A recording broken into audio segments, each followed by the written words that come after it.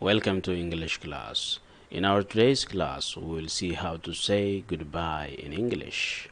Try to be with us until the end of the video. Baga dhuftan arra kan ilaaluuf deemnu namni tokko yeroo adda bahu maal jechuu qaba kan jedhu ilaalla. Akkuma amma dura laalle viidiyoo as gubbatti agartan kana nam tokko yeroo walitti dhufu akkam jedha. How to greet in English kan jedhu laalle akkuma turre walitti dhufuun ergan oolle adda bahuunis waan hin oolleef namni yeroo adda bahu akkam jedha ka jedhu laalla arraan tana.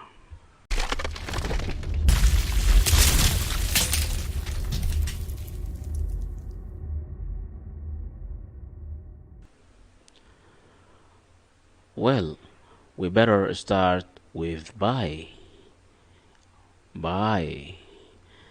This is the standard goodbye, and it is short, simple, and you can say it to anyone. Okay, inni jalqaba bye. Bye kan jennu kana adda isa kan taasisu standard yookiin immoo waaltawaa ta'uu isaati. Waaltawaa yeroo jennu maal jechuu barbaanne namni karaa lamaan nagaa walitti dhaammata formaalii fi informal jedhamuudhaan kan beekamu jechuudha. Formal way of saying goodbye yookiin gosoota nagaa walitti dhaammannu kan formal ta'e kan jennuun nama walin beekne iddoo hojii yookiin namoota gurguddaa wajjin kan walitti yeroo dhaammannu jennu jechuudha formaaliin. Faallaa isaatiin informal kan jennu kun immoo gosoota nagaa walitti dhaammannuun ta'e kan namoota wal beeknu hiriyaadhaa wajjin yookiin immoo maatii wajjin ollaa wajjin kan fayyadamnudha jechuudha. So asirratti bye kan jennuun kun gosoota lameen keessattuu tajaajila kan kennudha jechuudha. Nam tokko bye yeroo siin jedhu deebisaan isaa maal ta'a? Bye akkasuma ta'a jechuudha. Okay? Number 2, bye bye. Bye bye. This is a babyish expression usually used when speaking to children. Inni kun wanni adda isa taasisu immoo ijoollee xixiqqoo yookiin daa'ima yeroo biraa deemnu kan jennuunidha. Babyish jechuun kan akka ijoollee namoota ijoolleetiin jennu jechuudha. Bye bye jettaan jechuu ijoollee yookiin immoo daa'ima xixiqqaa jechuudha.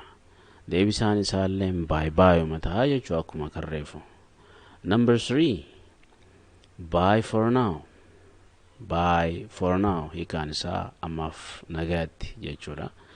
This is used in an informal setting. Nam tokko yeroo bye for now yookiin ammaaf nagaatti siin jedhu haasawaa tokkorra turtanii kan yeroo adda baatan jettaniin tahee isa kana adda kan isa taasisu maali? Informalidha. Haasawaa hiriyaa maatii ollaa wajjin yeroo adda baanu kan xumurarra jennu jechuudha. Bye for now amma ningala ammaaf nagaatti jechuudha jechuudha. Number 4, see you. See you. This is more formal way of saying see you later. Afrafaan wal garra jechuudha eekansi. See you jechuun kuni more formalidha kan adda isa taasisu jechuudha. More formal jechuun akka malee isa kaanirra yookiin isa see you later jennuun kanarra seera qabeessaadha jechuudha. Kun maatii fi namoota wal beeknu hiriyaa wajji yoo ta'u kun immoo iddoo hojiitti kan fayyadamnudha jechuudha. Okay. Nam tokko see you siin jedhe yookiin see you yoo siin jedhe deebisaan isaalleen akkasuma see you ayyee wal garraa jechuudha. Yookiin immoo okay bye yookiin immoo okay bye bye nama hedduu walitti dhiyaatuun yoo ta'e jechuudha. Number 5, see you later. See you later. Booda wal garraa jechuudha hiikaan isaati. This phrase is more often used in informal setting like with friends and family. Inni kunis gosoota nagaa walitti dhaammachuu tahee kan adda isa taasisu informalidha inni immoo kan hiriyoota maatii friends saahiban yookiin immoo warra walitti dhiyaannu wajjin kan fayyadamnu jechuudha. Nam tokko see you later yoo siin jedhe booda wal garra yoo siin jedhe deebisaan isaallee maal ta'a see you ta'uu danda'a yookiin immoo okay bye okay bye bye jechuu danda'a jechuudha. Number 6, see you soon. See you soon. Dhalutti wal garra jechuudha hiikaan isaati. This is more formal way of saying see you later or see you. This is mostly used when you know you will see the person in the next few hours. Number 7, see you next time. See you next time. See you next time. This phrase is used when you know that you will see the person or the guy again, but you are not sure when that time will be. Hiikaan isaa akkuma agartan yeroo dhalutti wal garraadha. Yeroo dhalutti wal arguu keessan malee yeroo kana wanti beekamu hin jiru. So dhimmoota akkasii keessatti kana fayyadamnaa jechuudha. Okay. Nam tokko see you next time yoo siin jedhe deebisaan isaa maal ta'a? See you bye jettaan jechuudha waan biraan jiru. Number 8, keep in touch. Keep in touch. This is more used with friends and family who don't see each other and wish to keep in contact with each other. Kuni kan adda isa taasisu maali? Wal quba qabaannaadha hiikaan isaati. Keep in touch jechuun wal quba qabaannaadha. This is more used jedha irra caalatti kan fayyadamu friends and family saahibanii fi maatii who don't see each other for yeroo dheeraaf kan waliin agarree kan tahan yeroo adda bahan kan fayyadamnudha jechuudha. Namoonni yeroo dheeraaf yoo addan baane jidduudhaan yoo gaaf tokko wal argan ergasii deebi'anii yeroo adda bahan maal jedhani keep in touch wal quba qabaannaa iyyata namoota jechuudhaa fi deebisaan isaa maali namni kun maal jedhee deebisuu danda'a okay bye jedhee deebisuu danda'a jechuudha. Number 9, catch you later. Catch you later. Booda wal garraadha hiikaan isaati maaliifi asirratti kachiin akkuma beekamu silaa directii hiikaan isaa kachi jechuun qabuudha. Okay. Yoo akkasitti kama jenne waan biraa ta'a. Okay. Catch you later boodaan si qaba jechuun ta'an ta'u. So catch you later jechuun booda wal garraadha hiikaan isaati. Kana adda kan isa taasisu maali? Catch you later means the same thing as see you later, but it is even more informal jedha asirratti. Catch you later jechuun akkuma see you later booda wal garraa haa ta'u garuu more informal.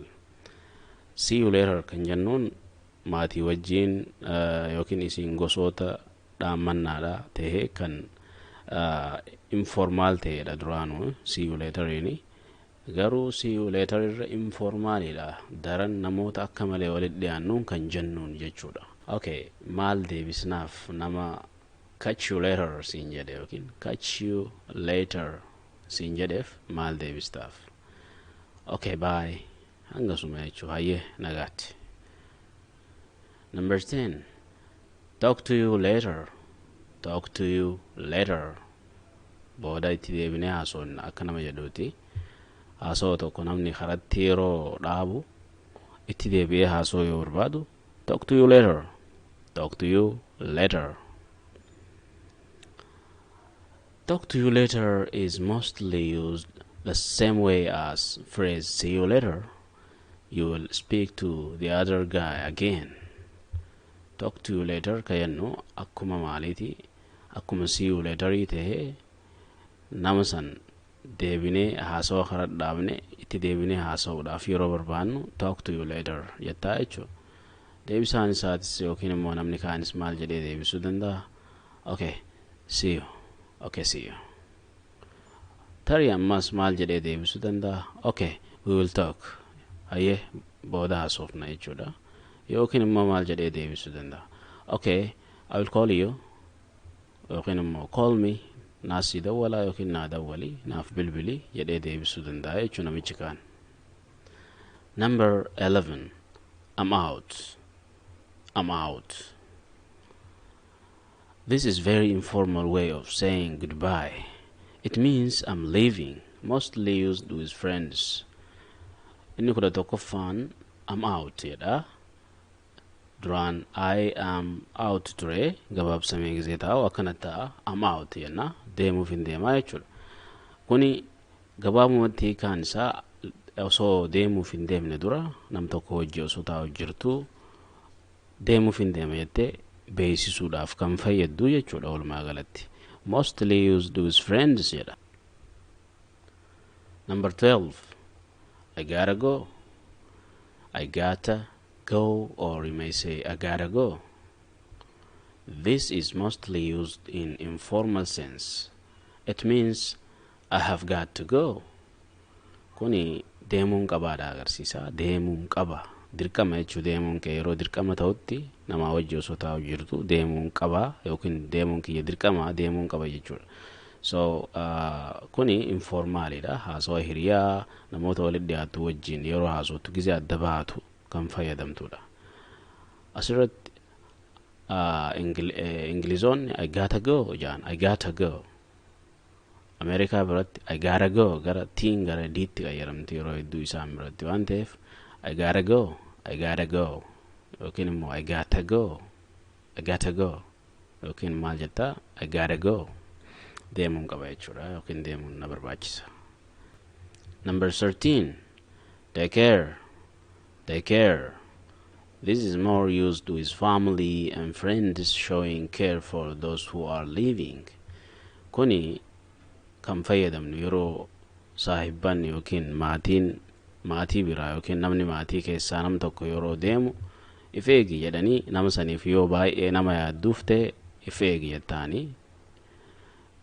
So namni kaan maal deebisuu fi danda'a thanks or thanks I will. Galatoomi ifin eegaa jechuudha. I will jechuun I will take care of myself jechuurraa I will jettee gabaabsitee keessaa jechuudha waan biraa ittiin taatu. Okay, galatoomi ifin eegaadha. Kan biraa thanks bye yookiin immoo maal jechuu dandeessa galatoomi nagaatti ayyee yookiin immoo kan xumuraa maal jechuu dandeessa take care of yourself too atilleen akkasuma if eegi jechuudha. Take care of yourself too atis akkasuma if eegi jechuudha. Number 14. Take it easy, or you may say take it easy. This phrase is used more often with friends and family and when they wishes them less stress while saying goodbye. Take it easy jechuun salphisi ilaaliidha. Nam tokko haalli itti fayyadamnu nam tokko deemuuf yeroo deemuu keessanitti gaddu kan fayyadamnu jechuudha. Take it easy salphisi ilaaliidha. Okay, take it easy jechuun salphisi ilaaliidha. Ni dhufnaa gaafa rabbeeyye walaa garra waan akkasiitiif keessaa qaba salphisi ilaalee jetta jechuudha. Nama sanitti akka hedduun dhagaamne godhu less stress akka hedduun dhiphanne kan taasisuudhaaf jedhamudha jechuudha. Nama deemu santu nama manatti hafuun jedhaa jechuudha. Take it easy. Okay, goodbye gizii jedhuun jechuudha. Nagaa yeroo dhaammatutti dursee kan jedhudha jechuudha. Take it easy namni sun gaddurra jira namni inni biraa deemu jiru. Haala san keessatti maal fayyadamna take it easy jennaan jechuudha. Number 15. Have a nice day or have a good day. This shows that you hope they have a good day. If somebody say to you have a nice day or maybe good day, you may reply saying thanks, you too. Kudha shanaffanga have a nice day yookiin immoo good day jettee yeroo nam tokko biraa deemtu kan fayyadamtudha. Kuni guyyaa gaarii jechuudha salphumatti. Nam tokko yoo akkas jetteen deebisaan namni kaan sii deebisu thanks, you too atilleen akkasuma galatoomii jechuudha. Galatoomi siifis jechuu waan akkasiif keessaa qaba. Number 16. Have a good weekend or have a nice weekend. We're supposed to say this on Friday afternoon.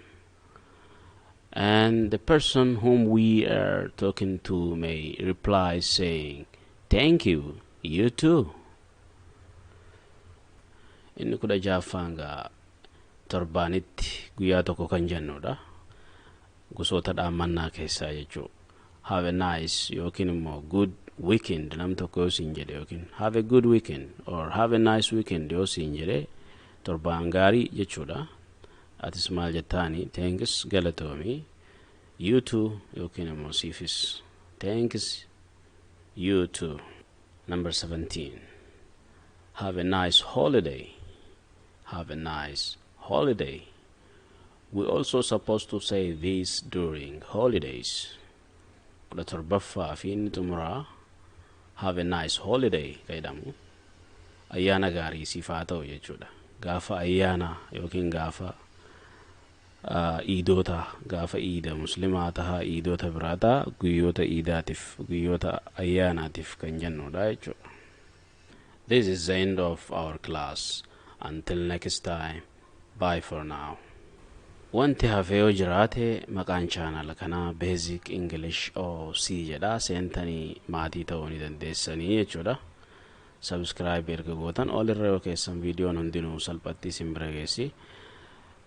Kallattiidhaan barachuu yoo feetan immoo telegiraamni keenya as gubbaa jira jechuudha. Seentanii gareetti dabalamuudhaan yookiin immoo garee WhatsAppii asis jira. Kana seentanii gareetti yoo dabalamtan kallattiidhaan kara Zoomiitiin barachuu dandeessan.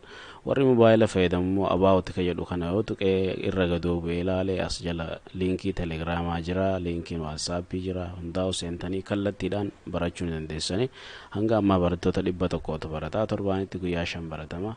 Seentanii irratti hirmaachuu ni dandeessan isiniin jennaa jechuudha.